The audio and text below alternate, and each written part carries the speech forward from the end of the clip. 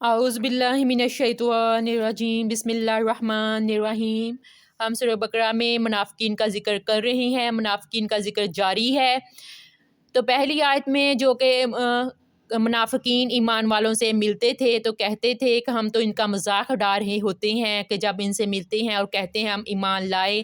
اللہ پاک اس اگلی آیت میں 15ویں آیت میں یہ بیان فرماتا ہے کہ اللہ بھی یستہزئ، اللہ تعالیٰ سزا دے رہا ہے بہم انہیں و یمدہم، اور ڈیل دیتا ہے انہیں فی طغیانہم، ان کی سرکشی میں، یامہون، تاکہ وہ بھٹکتے رہیں۔ اللہ سزا دے رہا ہے انہیں اس مذاق کی اور ڈیل دیتا ہے انہیں تاکہ وہ اپنی سرکشی میں بھٹکتے رہیں، یعنی اللہ پاک بھی انہیں فوراً پکڑ نہیں کرتا۔ جھوٹی بات کہنا یہ گناہ کبیرہ ہے۔ حضور اکرم صلی اللہ علیہ وآلہ وسلم نے فرمایا ہے کہ جھوٹ اور نفاق کا ایک دروازہ ہے۔ آپ صلی اللہ علیہ وآلہ وسلم نے یہ بھی ارشاد فرمایا کہ مومن سے ہر کوتاہی ہو سکتی ہے لیکن وہ خیانت نہیں کرے گا، جھوٹ نہیں بولے گا۔ یہ دستور الہی ہے کہ اللہ پاک فوراً سزا نہیں دیتا۔ جہاں ایک برے انسان کے لیے زندگی میں پکڑ نہ کر کے ڈیل یعنی مہلت دیتا ہے، وہاں ایک مومن سے اگر کوئی غلطی گناہ سرزد ہو جاتا ہے تو اس کو بھی نیکی کی طرف مائل ہونے کے لیے مہلت دیتا ہے۔ قرآن پاک میں ایک جگہ اللہ پاک فرماتا ہے، کیا لوگو، جس طرح تم سب ایک دوسرے کو جلدی سے بد دعا دے دیتے ہو، اگر اللہ پاک فوراً قبول کر لے تو زمین پر کوئی انسان باقی نہ رہے۔ یعنی نظام زندگانی میں اللہ پاک اپنی تمام مخلوق کو مہلت دیتا ہے، لیکن حساب صرف انسانوں اور جنوں کا ہی ہوگا۔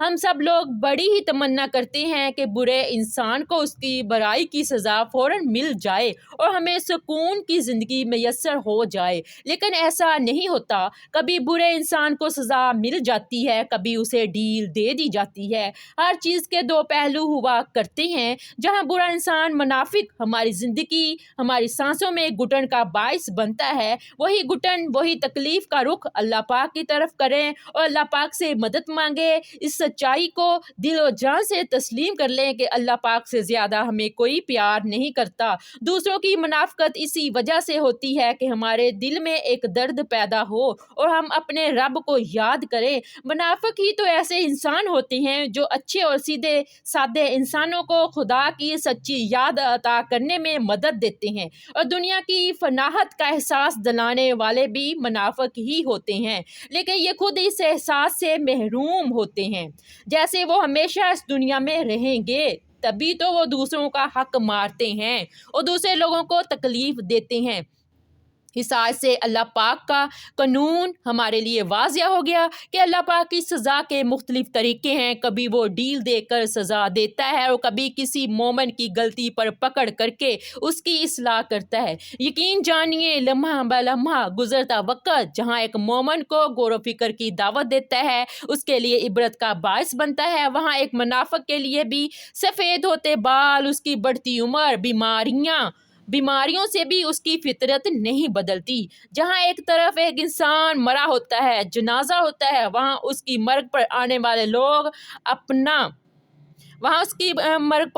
لوگ اپنا منافقانہ رول ادا کرنے سے باز نہیں آتے۔ انہیں یہ خیال تک نہیں آتا کہ انہیں بھی اسی طرح مرنا ہے، لیکن ایسے لوگ مرے ہوئے انسانوں، بیمار انسانوں، بے بس لاچار لوگوں کو بھی اپنی منافقت کا نشانہ بنانے سے باز نہیں آتے۔ منافق انسان اگر بیمار بھی ہو جائے، کسی مصیبت میں پھنس جائے، تب بھی وہ اپنے ساتھ ہمدردی کرنے والوں پر تیر برسانے سے باز نہیں آتے۔ وہ سمجھتے ہیں کہ فلاں انسان بڑی مشکل سے اس کے ہاتھ آیا ہے، کیوں نہ منافقت کے چند تیر چلا لیے جائیں۔ اور سیدھے اس وقت جب کہ خود منافق بیمار ہوتا ہے، سیدھے سادے انسان پر وہ تیروں کی برسات کرنے سے باز نہیں آتا، کیونکہ اسے اچھی طرح پتہ ہوتا ہے کہ اس نے برا ہی کیا ہے۔ اس کی خیریت دریافت کرنے والے کہیں اسے اس کی بیماری کو برائی کی سزا نہ کہہ دیں، کیونکہ منافق میں اتنا حوصلہ ہی نہیں ہوتا کہ وہ اپنی برائی کو سن سکے۔ بس اللہ پاک سے دعا ہے کہ اللہ پاک ہم سب کو معاف فرمائے، ہمیں بے ریا اعمال کرنے کی توفیق دے اور ہمیں سچائی عطا فرمائے اور ہمیں اپنی محبت میں سچا کر دے۔ میری کوشش ہوتی ہے کہ جہاں قرآن پاک میں ماضی کا ذکر کیا گیا ہے وہاں سے کچھ حال کا ذکر بھی شامل کر دوں، تاکہ ہم بھی اپنے آپ میں غور و فکر کر لیں کہ کہیں ہمارا شمار بھی تو ایسے لوگوں سے ملتا جلتا تو نہیں، کہ اگر ہے تو اپنی اصلاح کر لیں۔